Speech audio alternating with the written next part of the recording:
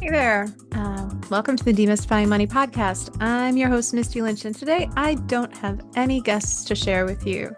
I'm going to do a solo episode today, and today I kind of wanted to talk about natural disasters and financial tips. This has been an interesting start to 2025. I don't know where it is, what it's like where you live, but we are seeing the fires in Southern California, snow in the South, and it's just been such a rough start to the year. And I think that there's a few things that could be really important to understand when it comes to financial tips for these unavoidable natural disasters that seem to have absolutely no centralized geographic location. These things happen everywhere in every state.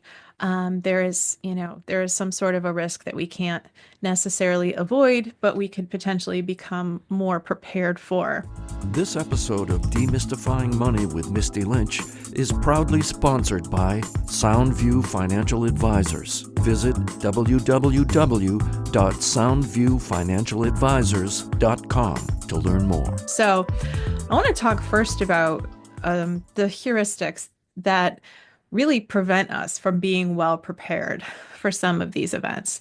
And these are really just these biases that we have in our head that can cause us to either believe that things like this don't happen to us, won't happen to us, or that it's unlikely that this would impact us in the future, even though we do see that these types of events are happening all the time. So the first one is optimism bias. So this is the thought that we believe that we're less likely to encounter misfortune, like natural disasters, financial crises, than other people. And the other one is normalcy bias. And that is the bias that we assume that something isn't going to happen like this to us because it's never happened before, or because these things happen infrequently. And so you might see people maybe on the news, and they're like, I remember seeing a guy who lives on his boat in Tampa, and he's survived every single hurricane that's come through. And so I think that he just assumes that it hasn't impacted him before. It hasn't, he hasn't had to evacuate before, so he doesn't have to evacuate now. And I can see how in our brains we kind of build that emotional protection to kind of convince ourselves that, yeah, this makes sense, even if the, alerts are going off or there are other things that are saying, no, this could be the event that does impact you. And, I think it's very normal, to judge, to think, oh, well, they should have done this, or they shouldn't live there, or they shouldn't do this. But I do think that, there's a lot of us that could be, better prepared for any type of event if we look at things a little differently and say, okay, this hasn't happened to us yet, but possibly it could happen. What can I do to be better prepared for it?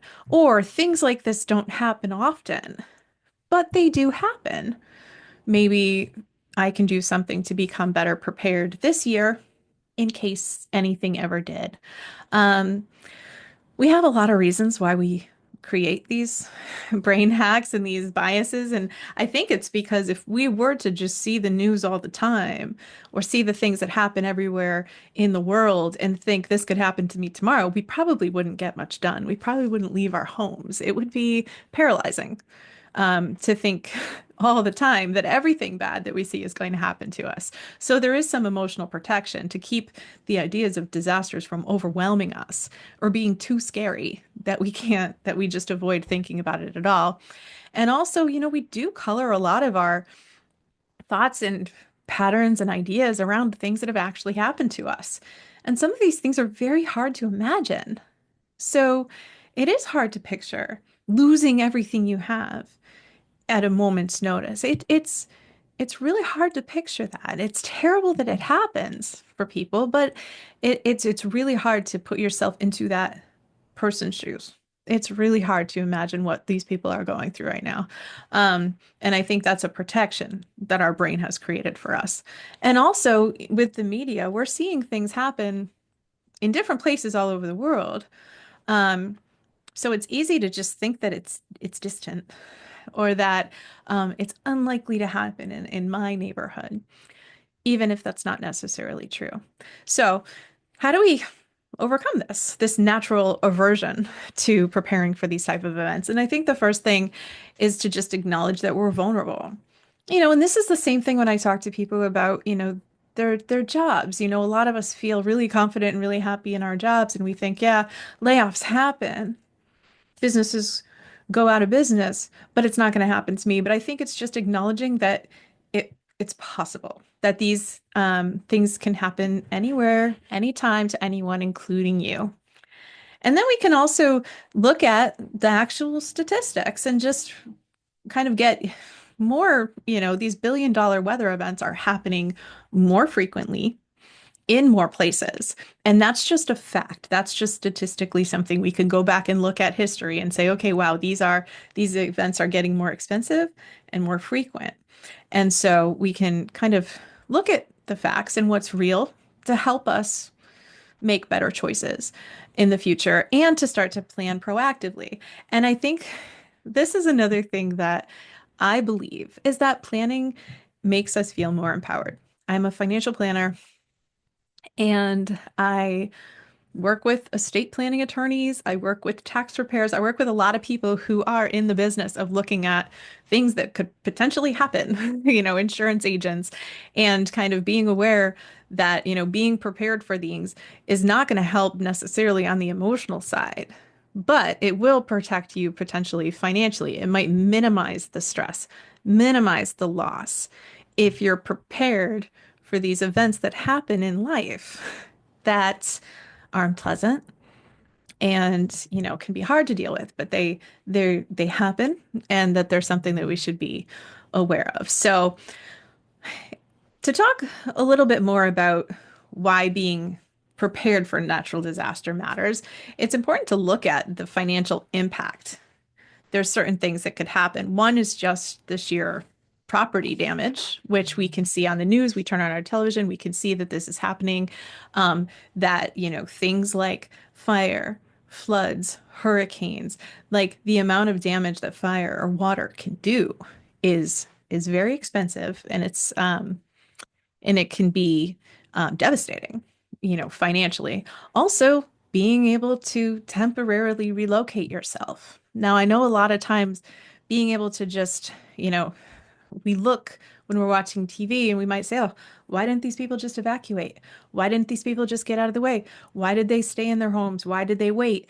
And I think a lot of times, I think back to, when I was younger, like where would we have gone? Like if you don't have a big emergency fund or a place to go where necessarily, like maybe your family all lives in the same town that's all being affected by this event, where it's not like you can just go stay with a friend or go stay with family, or there's not always these options. So kind of setting up that plan for what would you do if you were temporarily displaced? Or maybe you have a dog that you can't just take somewhere. So all of these things are important to think about because money, like I said, doesn't solve everything, but it helps. It definitely helps when you're in a situation where you need to make a quick decision or get somewhere fast. And another thing that people might need to think about is relying solely on memory for things like insurance claims or assuming that it's going to cover everything.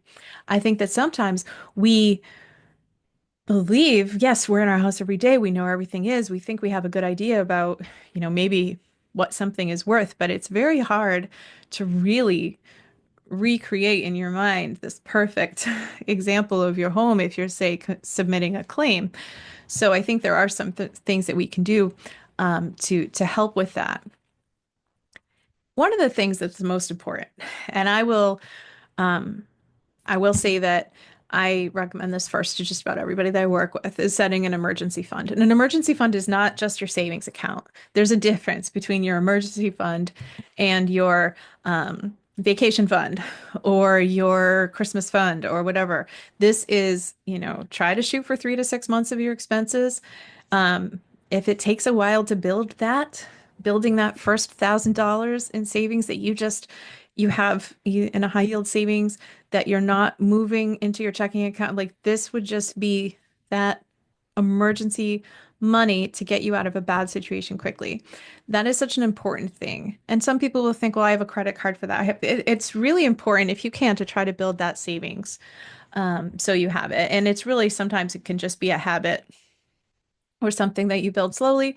Or if you're somebody who gets a bonus or a tax refund or something like that, maybe you can use that money to jumpstart it, just so you know that it's there for peace of mind. I think it's one of the most important things that you can do to turn something from being an inconvenience into a disaster. For example, one time water started to come through the ceiling in my kitchen. Now, um, water damage is pretty invasive, and so if we ignored that for a little longer or tried to do a cheaper, you know, workaround for it, that could have led to a much more expensive project down the road. It ended up being something that we could quickly fix because we had, money to fix it. If it was bigger, we did have some money where if we had to take the kids and the dog somewhere else for a little while, we could have. That just feels better to have it there and hopefully not need it, than to try to figure out how to pull things together, to kind of afford, or delaying taking care of certain things like on your home or your car, your property, because that money isn't there and you're not sure where to pull it from. So build up that emergency fund. It is worth it. It is, hopefully something that you won't need, but then when you do, it'll be good to have that there. And then also, I think it's important to look at the documents that we can um, that we might need to have with us. And so, with my financial planning clients, we use an online system where we share documents, but also there's a private folder that my clients can use where they can upload certain things like their passports, birth certificates, vaccination records, things for their pets, their children, insurance policies, estate planning documents, anything like that, health insurance cards, things that they might need that if they're home was, burned or their purse was stolen or something was destroyed, they could quickly, refer back to, if they needed it. And so that is something that I have, recommend that my clients store a copy of online. I can't see their private folder. It's really just for them. But I think having those things and those records handy is very, very helpful, when we're dealing with a stressful situation. I would make sure that if you're doing that electronically, that you have services that are encrypted, have the two-factor authentication on them, and then, regularly you want to review them and update them. Or if you're going to keep them physically somewhere, have them be in one fireproof, waterproof safe or a safety deposit box, something that is going to be easy to get everything quickly and go. And that's going to be protected from the elements because, again, that might be the situation that you need to retrieve them. I think it's really hard when I think about what people are going through right now, and I think there's going to be a lot more conversation across the board about the idea of financially recovering from these situations and how much responsibility is on the individual and how much is on the government, how much is on the state and insurance companies to help people. Now, I don't sell insurance, but I am a believer in, understanding your insurance coverage, knowing the need that's there. And I think often some people maybe get the minimum amount of insurance that they need because it's expensive or because they don't really understand when they could use it or the coverage. And so I think that it's really important to understand, you're paying for these policies. Understand how they work, understand what they cover. I think it's really important for people to look at their policies and review them. Some people might not realize that they're not covered for flood or they're not covered for certain things that they might have thought that insurance would cover.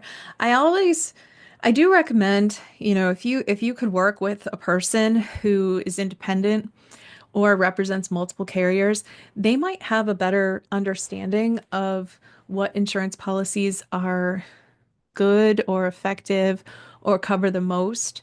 You can talk with them honestly about your concerns and your needs. I know it can be scary to think about calling your insurance company because you might think they're just going to increase your rates or they're going to drop you. Or if you have these questions, that it's immediately going to turn into an increase. So that's where working with somebody who's independent can sometimes be very beneficial. If you haven't listened to, I did a podcast a few weeks ago with my friend Kim where we talked about these types of things that are happening, particularly in New England, but insurance changes and how auto accidents are becoming more expensive and there's more lawsuits, and this is why the premiums are going up.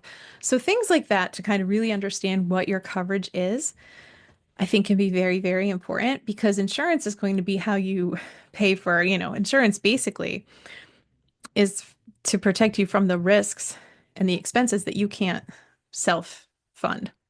And so I think for those catastrophic, unpredictable risks, which is what we're seeing right now. So definitely important to understand your coverage. And if you're in an area where maybe they change your coverage or they drop you, to understand, go to the state and figure out what you can be doing, what kind of coverage you can actually access.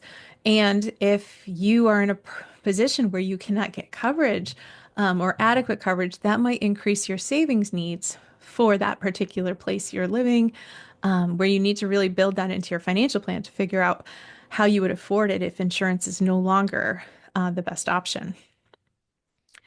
I think it's important too to kind of understand where your accounts are and things like that. That could be something that people always should have, I think, organized. But when you need to access money or you're trying to rebuild your life, it's important to kind of know everything that you have. I think that's where a financial plan in general can be very, very helpful to understand what you own, what you owe, where your money is. And some people don't know where all of their money is. Maybe it's, in an old 401k somewhere, or it's in a few different accounts, or there's a small one over here. And so they've never consolidated or gotten things organized. So I think that's something that when you do need to access money, it's really good to know where it is and kind of where you would go to first to make sure that you kind of have that plan in place, that disaster what if scenario, what if, worst case scenario, what would you do? I think it's really important to kind of understand that, especially if you're somebody who's maybe changed jobs several times or you have a lot of different accounts from different points in your life that you've never consolidated, or if you do have them in different places and that's kind of part of your plan, knowing your logins, knowing how to access them, knowing what's going on inside them is super important. They don't all have to be in one place, and sometimes they can't be, but it is really important to know where everything is in case you need it. Another idea is to look at things like federal programs, FEMA. I think there's disaster loans. If you're a business owner or if you are in a place, or if you're all just very curious about what these programs are because you've heard about them, you've seen them coming in, you're voting. And so everything you do has these impacts. It's really important to kind of maybe familiarize yourself with these programs, what they actually do and what they don't do, just to get a better understanding of that. And then see what kind of, resources are available. I think it's important to kind of know what the legitimate resources are for relief. I think it's important to do some due diligence if you're somebody who wants to help to look at where you're sending money and donating money. Unfortunately, whenever there is a disaster, whenever there's a crisis, there's usually people who are looking to take advantage of that, take advantage of people wanting to help. And that's when you can see a lot of different new scams pop up to try to take advantage of people's generosity. So be really familiar, with the organizations that are out there helping, support them, but also be really mindful that there could be an increase in scams or other people who are opportunistic and looking to take advantage of people at that time. And I think it's important too, just, if you're impacted by something like this, to know who your lenders are for, mortgages, credit cards. A lot of times you can contact them if you are impacted by something like a natural disaster or an event and see if there's any, talk to them, see if there's any relief, if there's any errors, to see if there's anything on there that on your report that maybe you don't understand. So I think monitoring your credit is always important. But again, at this point, at that time, it could be a relationship that's worth tapping into. If you need to access money or you do need to increase how much you're using in order to get back on your feet, I think it's really important to just monitor and kind of maintain that your credit worthiness and not to, you don't want to go into too much long-term debt to get out of a short-term situation. But it is important to kind of have those accounts and information handy so you can, be on top of it and also to watch for any changes. It's obviously a stressful time, so even having alerts or automatic notifications can be really, really helpful. Just to bring that to your attention as well. Um, I think another thing that you can do is to take video, walk around your property, walk around, if you have renter's insurance, to actually like have video and evidence of the property and the things that you own.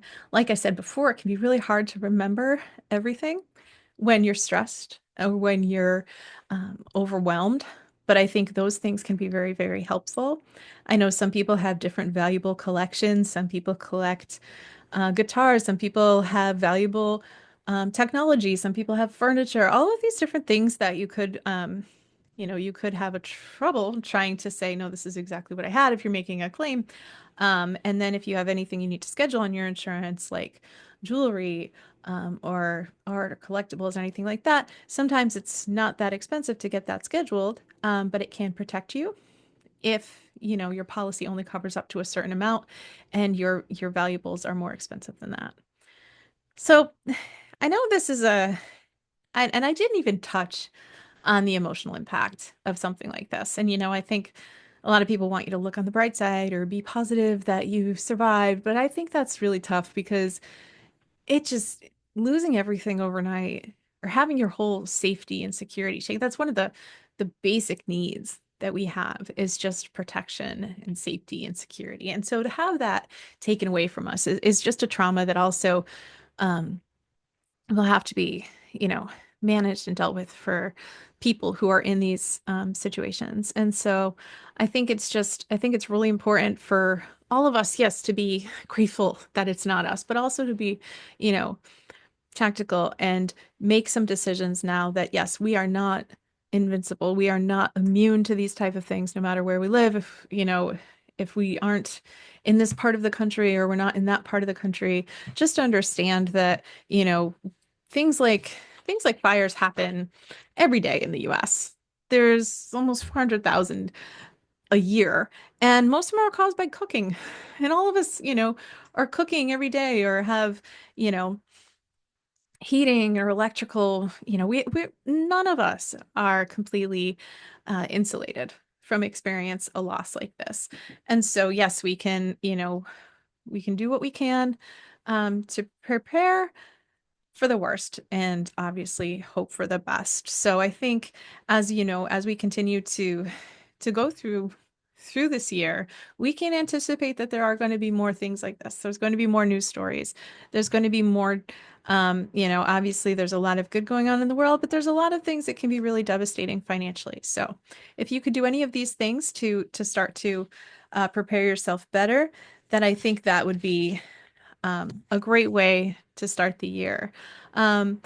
If you are curious more about different ways that you can financially prepare, I think that there's going to be some great resources that are coming out that people can use. You could go to FEMA in their website, and also, you can definitely share some information or share this podcast with anybody who you think might benefit from some of these quick checklist items that they can maybe start to take care of.